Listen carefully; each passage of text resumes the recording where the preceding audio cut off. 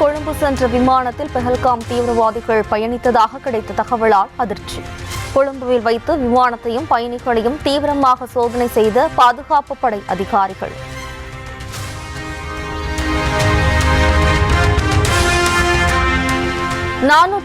Kilometre தூரம் பாய்ந்து சென்று தாக்கும் அப்தாலி ஏவுகணையை பரிசோதித்தது பாகிஸ்தான். இலக்கை துல்லியமாக தாக்கும் திறனை மேம்படுத்திய பிறகு நடைபெற்ற சோதனையால் பதற்றம்.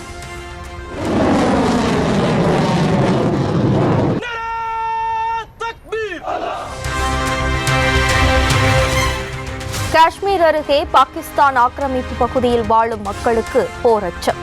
வீடுகளுக்கு அருகே பதுங்கு குழிகள் அமைத்து குடும்பங்களை பாதுகாக்க ஏற்பாடு.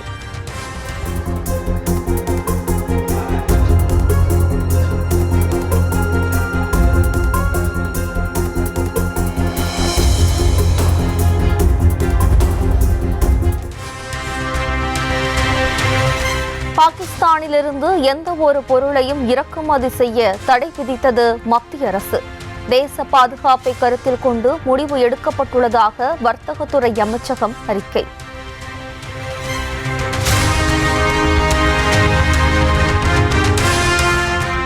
இந்திய துறைமுகங்களில் பாகிஸ்தான் கொடி ஏந்திய கப்பல்களுக்கு தடை விதிப்பு.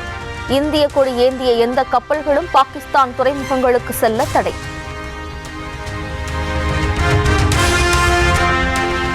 டெல்லியில் பிரதமர் மோடியை சந்தித்தார் ஜம்மு காஷ்மீர் முதலமைச்சர் உமர் அப்துல்லா. பெஹல்காம் தாக்குதல் விவகாரத்தில் மத்திய அரசு எடுக்கும் முடிவுகளுக்கு நேரில் ஆதரவு.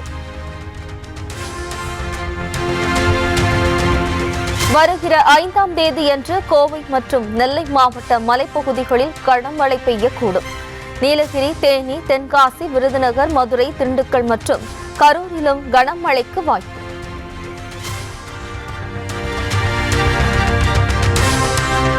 ஆறாம் தேதியன்று 9 மாவட்டங்களில் பலத்த மழை பெய்யக்கூடும். கோவை மாவட்ட மலைப்பகுதிகளிலும் கனமழைக்கு வாய்ப்பு.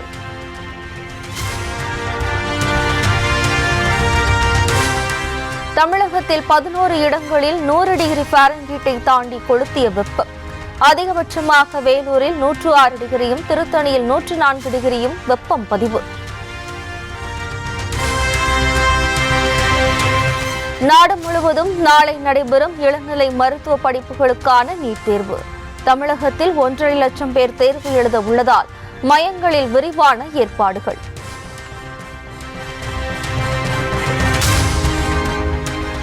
மதுரை ஊத்தங்குடியில் ஜூன் 1ஆம் தேதி நடைபெறுகிறது திமுக பொதுக்குழு கூட்டம். முதலமைச்சர் மு.க.ஸ்டாலின் தலைமையில் காலை 9 மணிக்கு நடைபெறும் என அறிவிப்பு. தமிழகம் முழுவதும் 1244 இடங்களில் கூட்டங்கள் நடத்த திமுக ஆலோசனை கூட்டத்தில் முடிவு.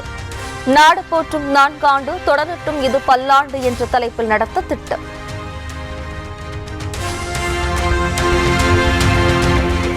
பாஜக கூட்டணியை ஏற்றுக்கொள்ளாவிட்டால் சொந்த கட்சியில் தலைமைக்கே சிக்கல் வரும் என்று இபிஎஸ்க்கு அச்சம். அனைத்து விதமான அச்சுறுத்தல்களையும் செய்து அதிமுகவை பாஜக அடக்கிவிட்டதாக நிர்வாகிகள் மத்தியில் முதலமைச்சர் பேச்சு.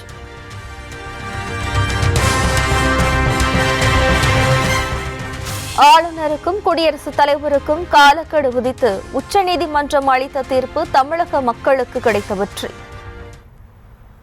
ஆளுநருக்கும் குடியரசுத் தலைவருக்கும் காலக்கெடு வச்சது மிகப்பெரிய வெற்றி.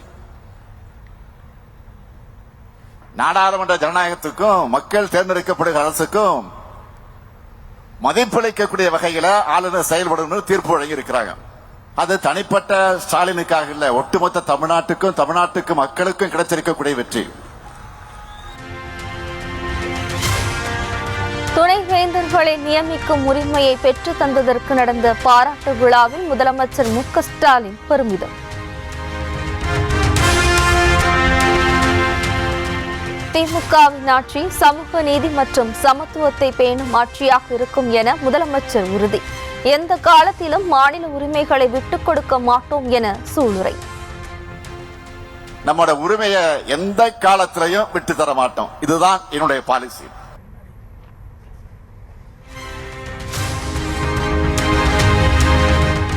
உதயநிதியை துணை முதலமைச்சராக்கியதுதான் திமுக ஆட்சியின் சாதனை.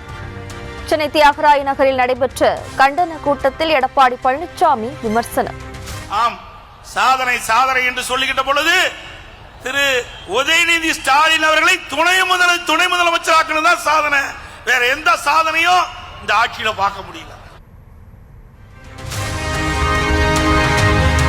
இன்னும் பல கட்சிகள் அதிமுக பாஜக கூட்டணிக்கு வந்து சேரும் என இபிஎஸ் பேச்சு. 2026 தேர்தலில் திமுக அரசுக்கு மக்கள் பாடம் புகட்டுவார்கள் எனவும் சாடல். பதறீங்க சொல்லுங்க பார்க்கலாம். திமுக என்ற மக்கள் விரோத ஆட்சியை அகற்றக்கூடிய ஒத்த கருத்துடைய கட்சிகள் ஒன்றாக சேர்ந்து தேர்தலை சந்திப்போம். ஒத்த கருத்துடைய கட்சிகள் எங்கள் கூட்டணியில இணையும் என்றால் வாக்குகள் சிதறாமல் எதிரிகள் வீழ்த்துவதற்காக அரசியல் வியூகம் நாங்கள் எடுத்திருக்கின்றோம். 2026 தமிழ்நாடு மக்கள் தகுந்த பாடத்தை புகட்டுவார்கள். பாஜகவுடன் கூட்டணி வைப்பது பற்றி விமர்சனம் செய்யும் நீங்கள் முன்பு அவர்களுடன் இணைந்து போட்டியிடவில்லையா என இபிஎஸ் திமுகவுக்கு கேள்வி. பச்சோந்தியை விட வேகமாக நிறத்தை மாற்றுவது போல் கூட்டணியை மாற்றுவது திமுக தான் எனவும் விமர்சனம். இதை பற்றி நீங்க விமர்சனம் செய்யறீங்க. 1999 ஆண்டு பாரதிய ஜனதா கட்சியோடு திமுக கூட்டணி வைக்கலையா? அப்பெல்லாம் பாரதிய ஜனதா கட்சி நல்ல கட்சி. இன்றைய தினம் அனைத்து இந்திய அண்ணா திராவிட முன்னேற்ற கழகம் பாரதிய ஜனதாவோடு கூட்டணி அமைச்சா சரியில்லை என்று சொல்வது எந்த விதத்தில் சரி? 1999 பாராளுமன்ற தேர்தலில் பாரதிய ஜனதாவோட கூட்டணி, அதுக்கு பிறகு 2004 காங்கிரஸோட கூட்டணி. ஆக ஆட்சி அதிகாரத்துக்கு வரும்போது அடிக்கடி நிறத்தை மாற்றிக் கொள்வார்கள். பச்சோந்தி கூட கொஞ்ச நேரம் கழிச்சு தான் நிறத்தை மாற்றும். ஆனா அதற்கு கூட சந்தர்ப்பம் கொடுக்காத வகையில் அடிக்கடி இன்றைக்கு கூட்டணியை மாற்றக்கூடிய ஒரே கட்சி திமுக கட்சி தான். சென்னையில் பாஜக தேசிய தலைவர் ஜே.பி. நட்டா தலைமையில் மாநில மையக்குழு கூட்டம். மாநில தலைவர் நயினார் நாகேந்திரன் உள்ளிட்ட மூத்த நிர்வாகிகள் பங்கேற்று ஆலோசனை. தன்னை கொலை செய்ய சதி என மதுரை ஆதீனம் பரபரப்பு பேச்சு. நான் இது கூட நேற்று கூட ஒரு சம்பவம் நடந்து விட்டது. என்னை கொலை செய்ய சதி பண்ணி விட்டார்கள். தர்மியாதீனம் தான் அவருடைய ஆசை தான் நீ காப்பாற்றிச்சு. மீனாட்சி சுந்தரேச பெருமான் தான் நீ காப்பாற்றினார். இந்த இடத்துல நிற்பனா பிரபலமான அவ்வளவு தூரம் நடந்தது. நேற்று நல்ல காரியத்தை பேச முடியவில்லை ஐயா. உளுந்தூர்பேட்டையில் நடைபெற்ற கார் விபத்தை நினைவு கூர்ந்து பேச்சு.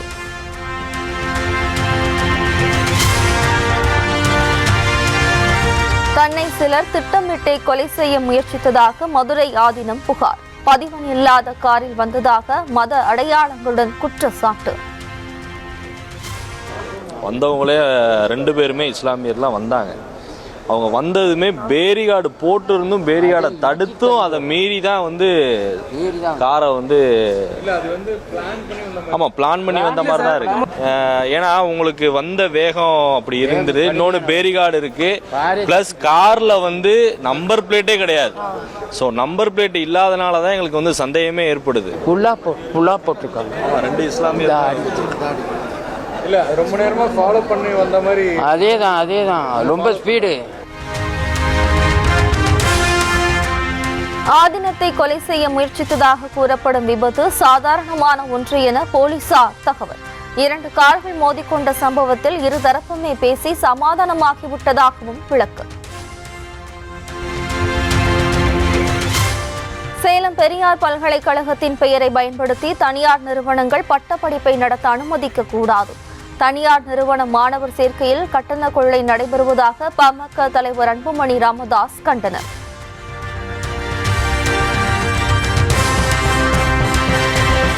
தேமுதிக இளைஞர் அணி செயலாளர் பொறுப்பை தன்னிடமிருந்து பறித்து மகன் விஜயபிரபாகருக்கு கொடுத்ததால் அதிருப்தி. உயர்மட்ட குழு உறுப்பினர் பதவியிலிருந்து விடுவீங்கள், இல்லை என்றால் கட்சியிலிருந்து விலகிவிடுவேன் என பிரேமலதாவுக்கு முன்னாள் எம்எல்ஏ நல்லதம்பி அதிருப்தி கடிதம்.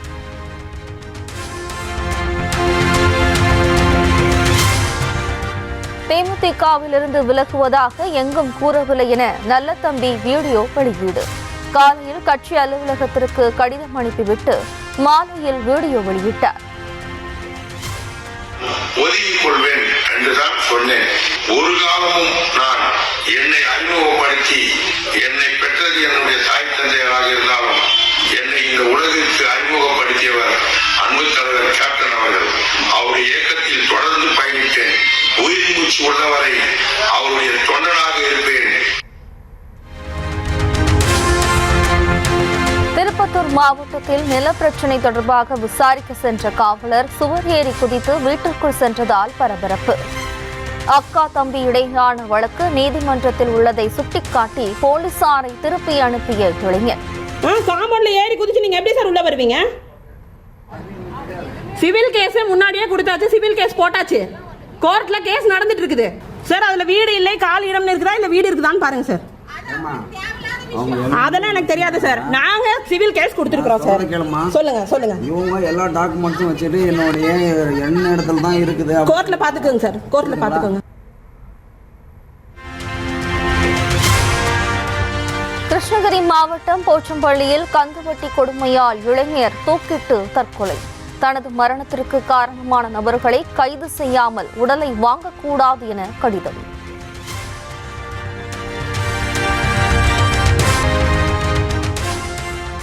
சென்னை ஷெனாய் நகரில் மதுக்கடையை மூட வலியுறுத்தி தவேகாவினர் போராட்டம். கைது செய்து வேனில் ஏற்ற முயன்ற போது போலீசாருடன் வாக்குவாதம் தள்ளுமுள்ளு.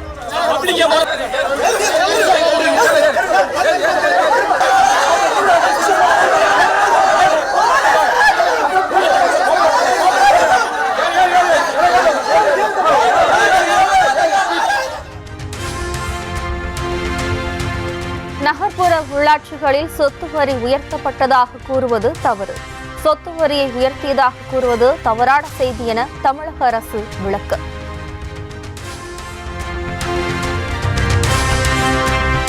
ஈரோடு சிவகிரி அருகே வயதான கணவன் மனைவி வெட்டி கொல்லப்பட்ட சம்பவம் எதிரொலி. பெருந்துறை உட்கோட்ட பகுதியில் உள்ள தோட்டத்து வீடுகளை கணக்கெடுத்து உரிய பாதுகாப்பு அளிக்கவும் கண்காணிக்கவும் போலீசார் வரவழைப்பு. சிவகிரி இரட்டை கொலை சம்பவத்தில் தொடர்புடைய கொலையாளிகள் காடுகளில் பதுங்கலாம். மலைப்பகுதிகளில் ட்ரோன்களின் உதவியுடன் தேடுதல் வேட்டையில் ஈடுபட்டுள்ள போலீசார்.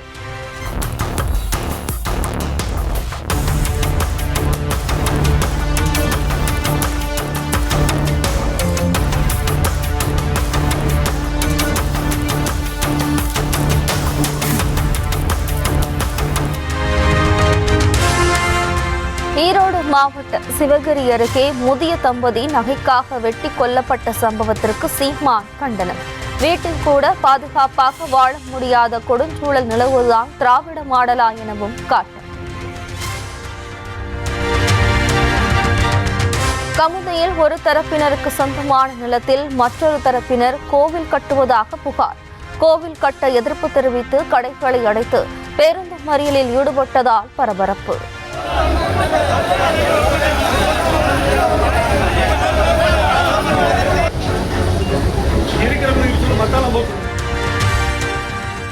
சேலம் அருகே வீட்டில் தனியாக வசித்து வந்த மூதாட்டி எரிந்த நிலையில் சடலமாக மீட்பு. கொலை செய்து சடலம் எரிக்கப்பட்டதா அல்லது தீ விபத்தா என போலீசார் விசாரணை. துபாயைச் சேர்ந்த தொழிலதிபரை கோவையில் கொலை செய்து கரூரில் சாலையில் வீசிய சம்பவத்தில் 3 பெண்கள் உட்பட 5 பேர் கைது. பணத்திற்காக மதுவிலும் சிக்கனிலும் தூக்க மாத்திரையை கலந்து கொடுத்து கொலை செய்த காதலி சாரதாவை தேடும் தனிப்படை போலீஸ்.